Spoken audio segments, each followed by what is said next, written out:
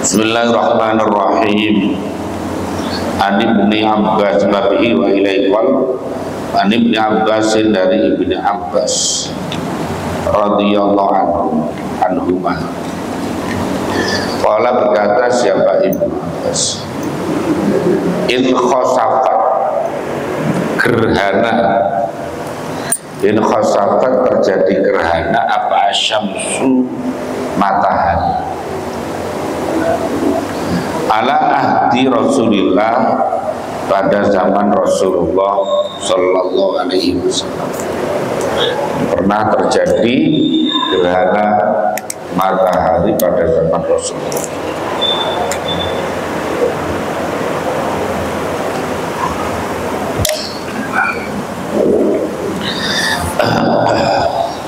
Fasolla maka sholat siapa Nabi. Fasolla maka sholat siapa Nabi. Waqama dan berdiri siapa Nabi. Kiaman dengan berdiri tawilan yang lama. Nahwan dengan seukuran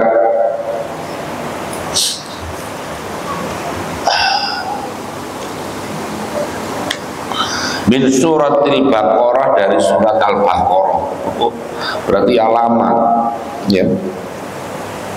Surat Al-Baqarah itu kalau yang baca lancar paling tidak seperempat sampai setengah jam.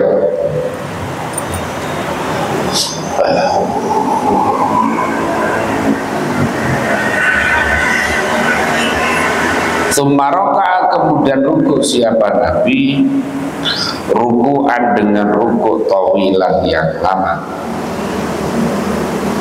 Sumarofa kemudian bangun siapa Nabi.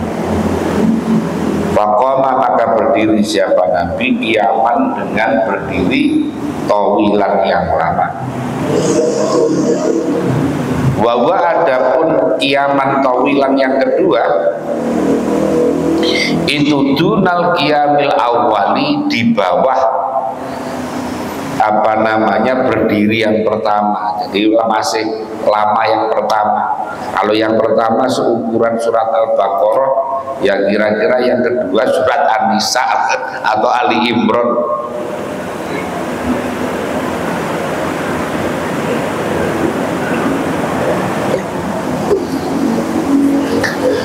Alhamdulillah. Sumaroka kemudian ruku siapa Nabi, ruku'an dengan ruku' tawilan yang lama. Wa adapun ruku'an tawilan itu dunar ruku'il awwali, di bawah atau kurang dari ruku' yang pertama. Sumasa jada kemudian sujud siapa Nabi. Setelah sujud summa qoma kemudian berdiri lagi. Berdiri siapa Nabi qoyaman dengan berdiri tawilan yang lama. Wa adapun qiyaman tawilan itu dunal qiyamil awwali, di bawah berdiri yang pertama. Sumaroka kemudian ruku siapa Nabi, ruku'an dengan ruku' tawilan yang lama. Wawa adapun ruku'an tawilan itu dunar ruku'il awwali, di bawah ruku' yang pertama. Sumarofa kemudian bangkit siapa Nabi. Waqama maka berdiri. Waqama maka berdiri siapa Nabi kiaman tawilan, dengan berdiri yang lama. Wawa adapun kiaman tawilan itu dunar ruku'i, di bawah ruku' al-awwali yang pertama, lebih pendek lagi. Sumarofa kemudian mengangkat siapa Nabi ra'sahu, kepalanya Nabi. Summa sajada kemudian sujud siapa Nabi. Summan sorofa kemudian bubaran maksudnya selesai siapa Nabi. Wa qadim jalan dan sungguh telah pulih, telah terang apa asyamsu matahari. Fa khotoba maka khutbah siapa Nabi an-nasa pada manusia. Muttafaqun alaih wal lafzu ada lafadznya itu lil Bukhari bagi Imam Bukhari. Wa fi riwayatin dan itu dalam satu riwayat li muslimin bagi Imam Muslim. Salat siapa Nabi khina kasafat ketika gerhana apa syamsu matahari. Sama dia rokaatin dengan 8 rokaat fi arba'i sajadatin di dalam 4 sujud. Wa an Ali radhiyallahu anhu itu dari Sayyidina Ali mislu dzalika seperti demikian hadis di atas.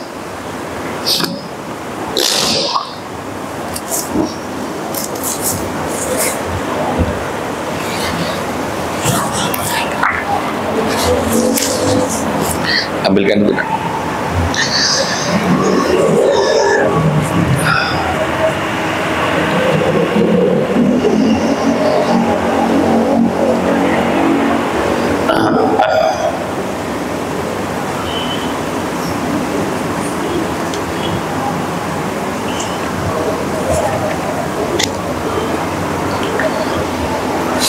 Wali Abi Dawud dan itu bagi Imam Abi Dawud anak Abi an Ubay bin Ka'b dari Ubay bin Ka'ab radhiyallahu anhu.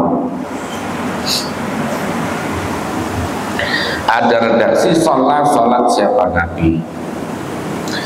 Faroka maka kemudian rukuk siapa Nabi.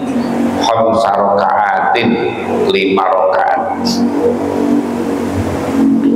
Wasajadah dan sujud siapa Nabi sajdah ini dengan 2 sujud. Wa fa'ala dan melakukan siapa Nabi fisaniyati di dalam rukuk yang kedua, rakaat yang kedua mislan dalika.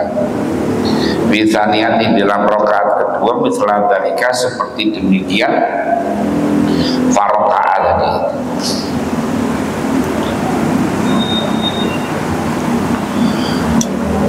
Dan bahwa sholat gerhana itu ya sholat karena terjadi gerhana, baik gerhana matahari maupun gerhana bulan. Sholat gerhana itu dilaksanakan selama masih ada gerhana. Kalau gerhananya sudah selesai ya otomatis waktunya sudah habis. Sudah habis. Nah kalau khutbahnya boleh saja terjadi walaupun sudah gerhananya sudah hilang. Umpamanya ada gerhana lamanya 15 menit. Orang sholat umpamanya sholatnya 10 menit dengan lain-lainnya sebelumnya itu katakan 15 menit. Setelah itu ketika khutbah sudah terang gerhananya, tidak apa-apa. Tapi yang penting ketika sholat gerhananya masih, artinya ketika mau melaksanakan sholat itu gerhananya masih ada. Walaupun papanya tengah-tengah sholat gerhananya sudah selesai, tidak masalah. Tapi ketika memulai sholat gerhananya masih naik. Nah, sholat gerhana itu hukumnya sunnah muakkadah, termasuk sunnah yang dikukuhkan. Itu melebihi sholat rawatib, sholat duha dan sebagainya. Maka kalau memang kan di kalender itu ada, biasanya sudah ada dari lembaga hisab itu. Lembaga hisab sudah menghitung biasanya tanggal sekian, bulan sekian, jam sekian akan terjadi gerhana. Nah, maka TKM bisa mempersiapkan diri untuk mengadakan sholat. Karena kalau ini tidak dilaksanakan, nanti lama-lama punah. Tidak ada orang yang sholat gerhana karena nggak tahu tata caranya, ya, nggak tahu tata cara. Maka harus digerakkan kembali, disemangatkan kembali kalau ada gerhana untuk melakukan sholat. Nah. Kemudian riwayat yang menerangkan tentang sholat gerhana itu riwayatnya banyak, ya, riwayatnya banyak saja. Kita ngikuti matengan saja, ngikuti matengan dari dalam mazhab Syafi'i umpamanya ya gerhana, sholat gerhana sebagaimana yang terjadi. Jadi kesimpulannya bahwa satu, sholat gerhana itu walaupun ada riwayat itu banyak, tapi oleh ulama-ulama fikih disimpulkan bahwa sholat gerhana itu 2 rakaat, ya, 2 rakaat. Yang kedua, bayanu kaifiyatul ulami sholatil kusuf rakaatani fi kulli rakaatani ruku'ani wa sajdatani. Jadi 2 rakaat, setiap rakaat itu ada 2 ruku, ada 2 sujud. Yang kedua, bayanul kaifiyati tsaniyati li sholatil kusuf rakaatani fi kulli rakaatin arba'u ruku'atin wa sajdatani. Ini yang kedua, yaitu bahwa sholat gerhana itu 2 rakaat, setiap rakaat itu ada 4 ruku dan ada 2 sujud. Yang keempat adalah bayan kaifiyati tsalisati di sholatil kusuf.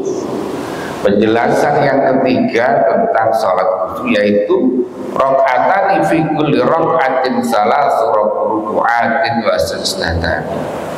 Ada 2 rakaat, setiap rakaat itu 3 ruku dan 2 sujud. Yang kelima adalah bayanul kaifiyatir rabi'ati li sholatil kusuf raka'atani fi kulli raka'atin khamsatu ruku'atin wa sajdatani. Jadi 2 rakaat, setiap rakaat itu ada 5 ruku dan 2 sujud. Nah, kalau prakteknya ya pokoknya berdirinya yang jelas setiap rakaat itu 2 kali, ya. Ya, jadi berdiri usolli sunnatan li kusufi syamsi rakaataini dengan Allahu Akbar. Doa kita ta'awud, baca Fatihah, baca surat yang panjang. Setelah itu rukuk. Rukuk berdiri lagi, baca Fatihah lagi, baca Fatihah lagi, baca surat lagi yang panjang di bawah yang pertama. Kemudian rukuk, i'tidal, sujud, duduk di antara 2 sujud, kemudian sujud lagi. Kemudian berdiri lagi, rakaat kedua, yaitu baca Fatihah, baca surat yang di bawah yang pertama tadi.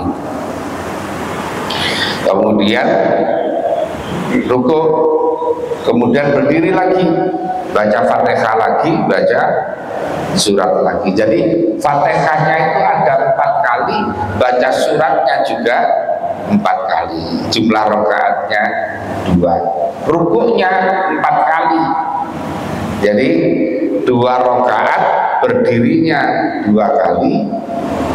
Berdirinya setiap rakaatnya 2 kali, berarti 4 kali.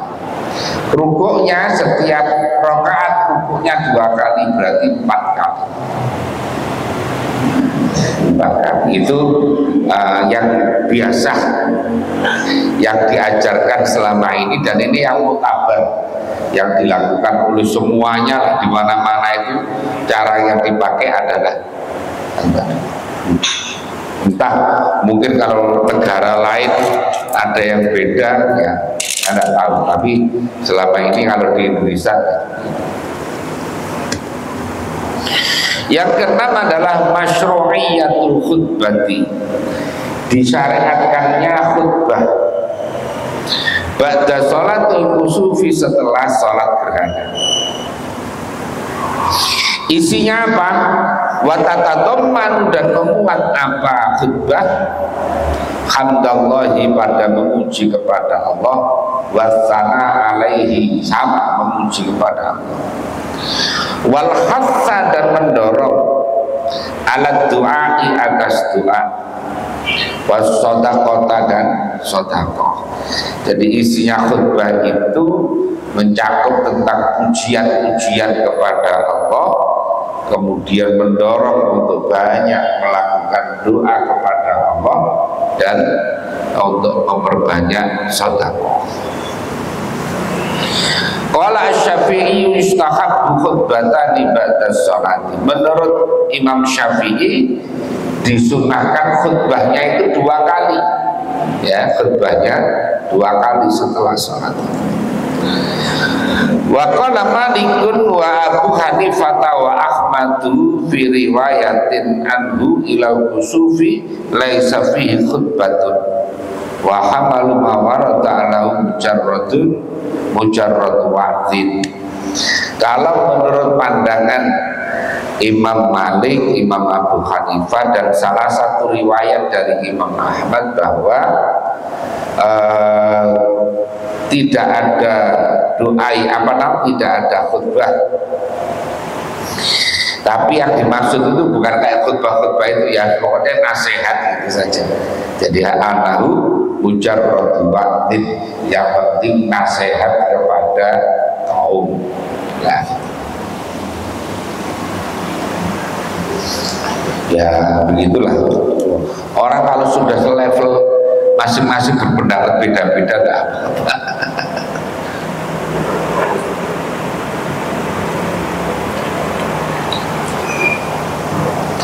Jangan kita ini, saya tidak cocok dengan Imam Malik, udah cocok dengan Imam Abu Hanifah. Kamu itu siapa? Nggak cocok, nggak cocok sama Imam Malik.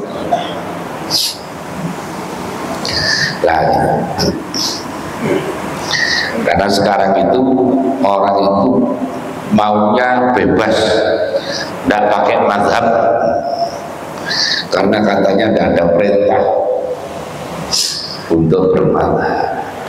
Sebetulnya dalilnya mazhab itu kalau yang di Fatihah itu ihdinas siratal mustaqim siratal ladzina an'amta 'alaihim ghairil maghdubi 'alaihim waladdallin.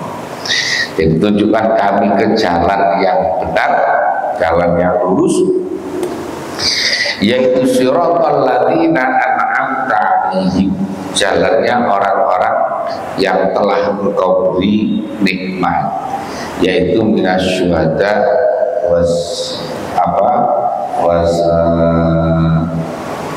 wal auliya dan seterusnya. Jadi itu dalilnya bermadzhab, diantaranya itu. Ada juga yang mengatakan fas'alu ahla dzikri in kuntum la ta'lamun. Itu juga dalilnya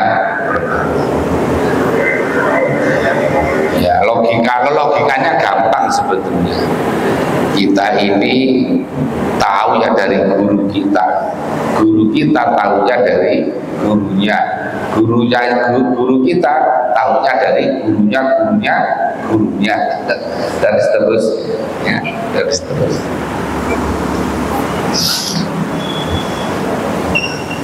Kita ini kan tidak tahu peristiwa yang aslinya bagaimana. Nah, maka dibutuhkan pendapat orang yang ahli. Kita ini dalam bidang hukum saja, hukum positif itu ada orang yang ahli, dan akhirnya kita ini ngikuti pendapatnya. Kalau makanya kalau ada sengketa pilpres, sengketa masalah apa, biasanya didatangkan orang ahli hukum tata negara, ahli hukum perdana, ahli hukum perdata, hukum pidana dan seterusnya. Nah, jadi itu yang diikuti pendapatnya. Dalam bidang ekonomi juga begitu. Makanya ada ekonom kita yang dijadikan panutan. Dalam apa saja lah, di bidang apa saja mesti ada ahlinya. Lah, kok giliran agama kok enggak mau, kan ya banget tuh gitu ya. Urusan agama yang kaitannya dengan keselamatan dunia dan akhirat, lah kok malah enggak mau dengan mazhab, itu kan ya aneh sebetulnya. Ibnu Abbas radhiyallahu anhu qala, berkata siapa Ibnu Abbas, mahabbat, tidaklah meniup, artinya meniup yang keras ya, apa rihu angin kontun sama sekali. Jadi kalau terjadi ini loh kayak puting beliung, nah, maksudnya begitu ini. Jadi kalau terjadi puting beliung ilah jasad, kecuali Nabi itu duduk kayak orang tahiyat, kayak duduk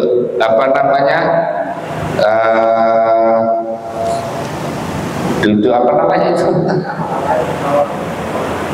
satunya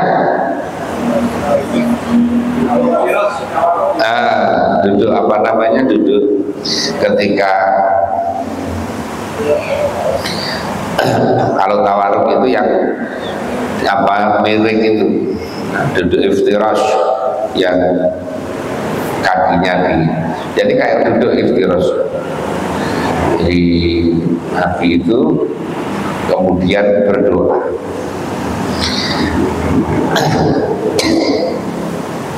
Siapa Nabi sallallahu alaihi wasallam ala rukbataihi, atas kedua lututnya Nabi.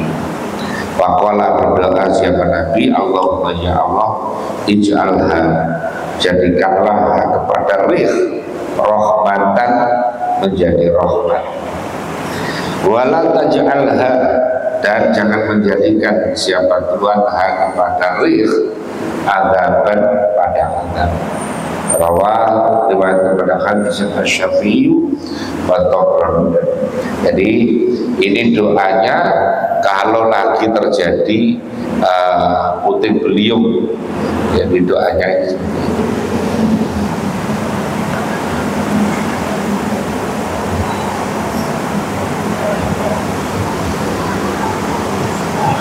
Jadi angin itu ya kadang-kadang merupakan rahmat dari Allah.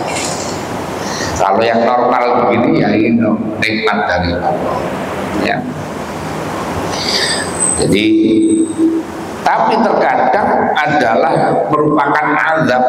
Bahwa kalau puting beliung itu yang gede itu rumah bisa hancur-hancuran itu. Kalau rumah-rumah biasa, rumah yang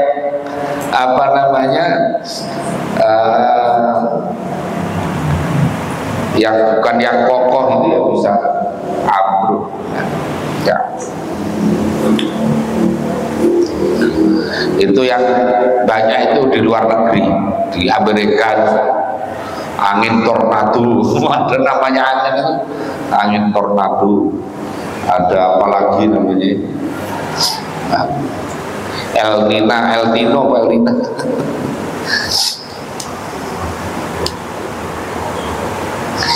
Karena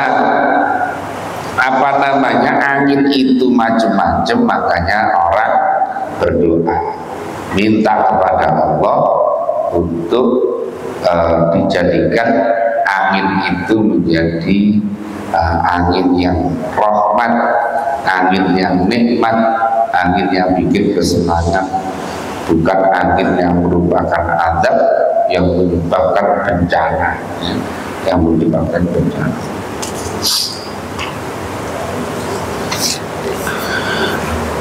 Kesimpulannya bahwa dengan begitu ada angin puting beliung, Nabi itu langsung munajat kepada Allah. Itu menunjukkan bahwa rasa takutnya Rasul kepada Tuhannya. Jadi Rasul itu sangat mencintai umatnya, makanya kalau terjadi hal-hal yang kayak begitu langsung meminta kepada Allah supaya tidak jadi bencana. Yang kedua adalah syafaqatun Nabi bi ummatihi. Jadi bentuk kasih sayangnya Nabi kepada umatnya, memohon kasih sayang, memohon rahmat dari Allah untuk umatnya, dan mohon untuk dihilangkan, dijauhkan dari azab.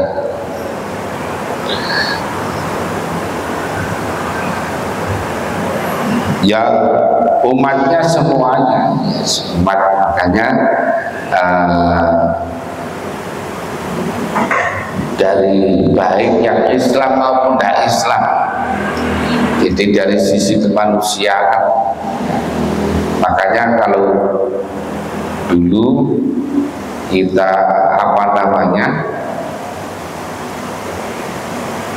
ada orang kayak Gus Dur itu adalah pejuang hak asasi manusia yang sangat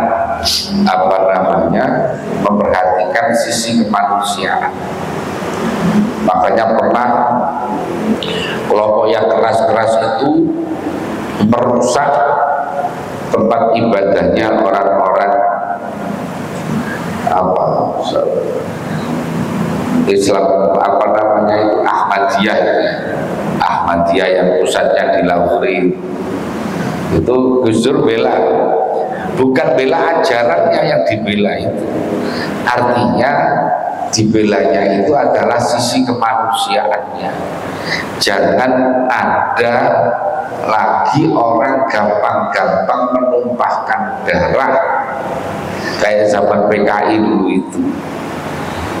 Ya, itu berapa juta orang yang tanpa pakai pengadilan, ya tanpa pakai pengadilan langsung terjadi pembunuhan yang luar biasa. Maka nah itu yang dikehendaki. Jadi seandainya yang diajukan mestinya ke bagian nanti ke MUI, nanti kemudian dibawa ke pengadilan. Oh ini ajarannya umpamanya sesat. Nah jadi yang melakukan itu adalah pemerintah, bukan kemudian masyarakat itu melakukan pengadilan rakyat, ya, pengadilan rakyat. Tidak. Ya. Makanya kayak umpamanya Ramadan sweeping warung-warung makan sama. Ya, jadi tidak boleh itu, biar dilakukan. Seandainya itu melanggar, yang melakukan harus aparat. Karena kalau tidak nanti akan terjadi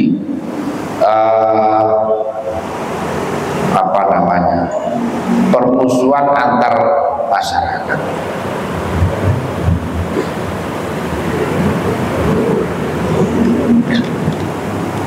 Mereka itu ada dekengannya, entah itu preman-preman itu mereka pakai. Akhirnya nanti yang perang rakyat sama rakyat, masyarakat sama masyarakat, ya. Nah, kalau yang nangani masyarakat, makanya tidak boleh orang mengadili secara bukan mengadili, langsung menghakimi seseorang tanpa pakai proses peradilan itu. Yang ketiga adalah bayanu mayuqalu minad du'a indahu birrih, menjelaskan tentang doa yang dibaca ketika terjadi tadi puting beliung dan sebagainya.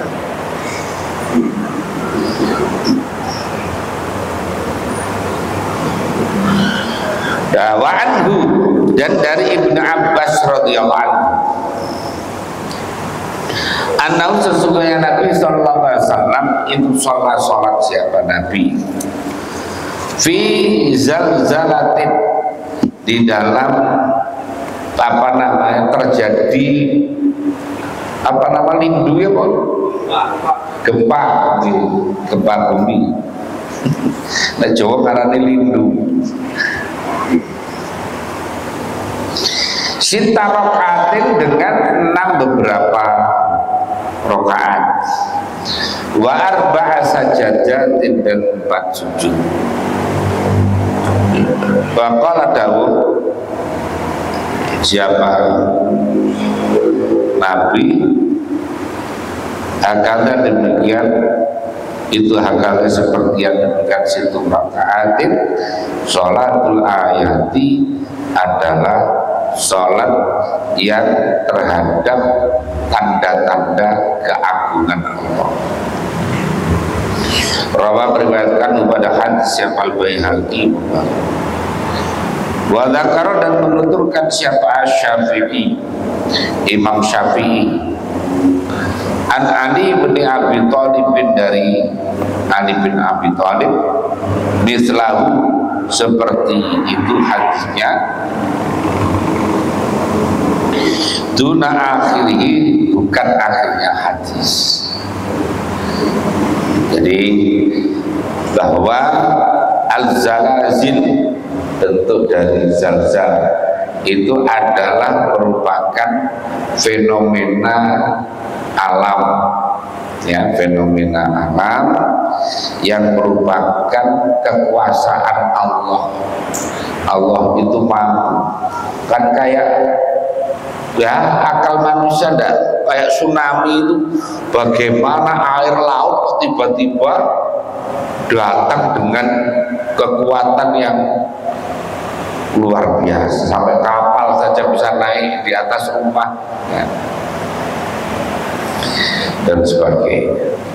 Itu banyak hal-hal yang merupakan kekuasaan Allah.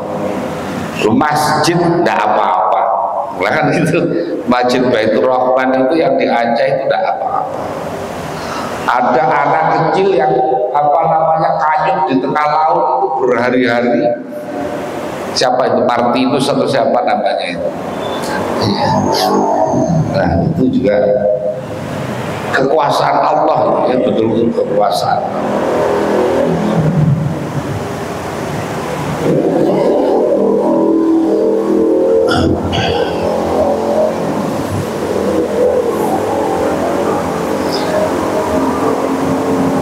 Makanya hal-hal yang kayak begitu itu harus orang menyadarkan diri kepada Allah, minta tolong kepada Allah.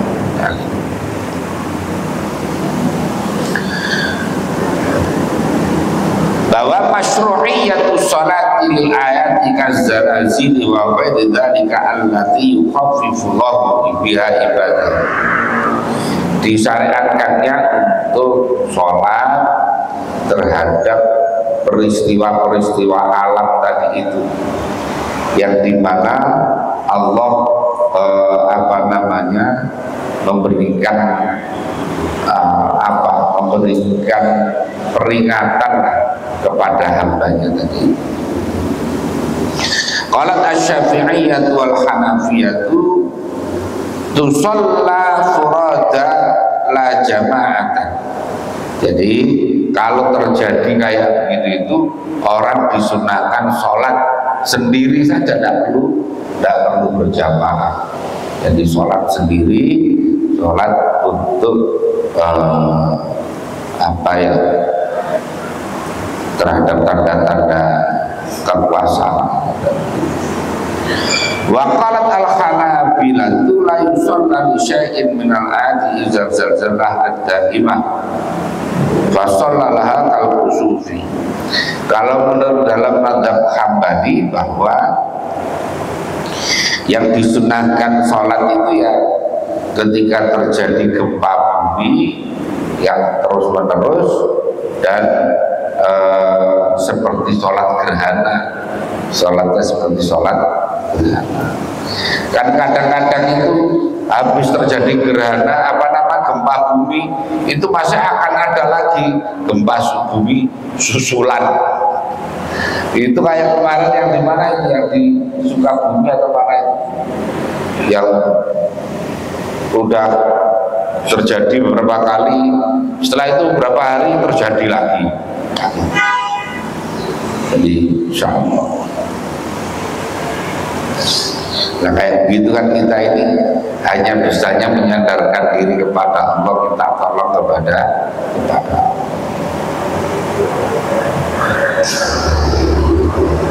Wa naqala jama'atun an Ahmad as-salata li jamil ayat.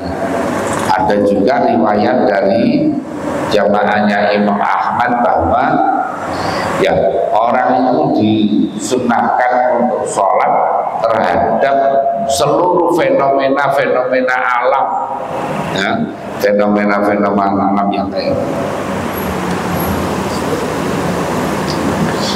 Kalau menurut Imam Malik beda lagi, waqala Malikun tukrahu dimakruhkan malah. Menurut Imam Malik tukrahu dimakruhkan apa sholat di ayatin, untuk mana-mana tanda-tanda kekuasaan Allah, min hadhil ayati, dari beberapa tanda kekuasaan Allah ini, ma'adal kusufah, selain sholat gerhana.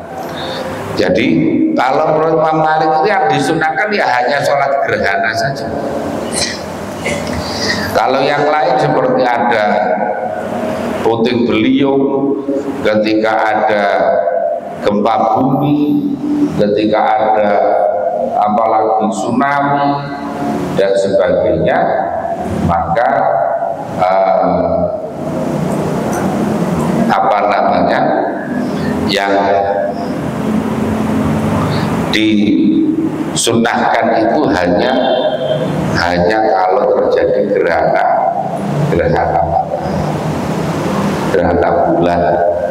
Kalau selainnya tidak, katanya Imam Malik seperti itu. Nah, jadi ya begitulah ulama-ulama dahulu berbeda pendapat terhadap. Kita ini posisinya hanya ngikuti saja, terserah. Panjenengan mau ikut mazhab Hanafi boleh, mau ikut mazhab Imam Maliki boleh, mau ikut mazhab Imam Hambali boleh, mau ikut mazhab Syafi'i. Nah, tapi yang konsisten ikutinya itu tidak milih enak-enaknya saja, ya, tidak milih enak-enaknya saja. Jadi itu silahkan. Jadi itu namanya at-tamaddzub bimadhabin muayyan, bermadhab dengan madhab yang tertentu. Ya, jadi bukan comot sana comot sini, tapi yang harus paham. Mau ikut madhab Syafi'i berarti paham dengan apa yang yang berlaku dalam madhab Syafi'i. Kalau mau ikut madhab Hambali juga ada apa-apa, boleh saja, tapi harus paham. Beli kitabnya madhab Hambali, dipelajari. Mau ikut madhab Hambali ini boleh saja. Nah, kita ini kebetulan karena di Indonesia dulu yang pertama membawa Islam ke Indonesia itu adalah ulama-ulama yang ikut madhab Syafi'i, akidahnya mengikuti Syekh Abdul Hasan Al-Asy'ari dan Syekh Abu Mansur Al-Maturidi. Makanya kemudian ke bawah itu hampir semuanya bermadhab Syafi'i. Bagaimana kalau sekarang saya keluar dari madhab Syafi'i? Ya boleh saja, silakan, tapi aku tuh paham dengan madhab itu, ya. Banyak keluar saja nanti tidak paham, ya malah hura-hura, ya, malah gak karu-karuan. Jadi harus paham dengan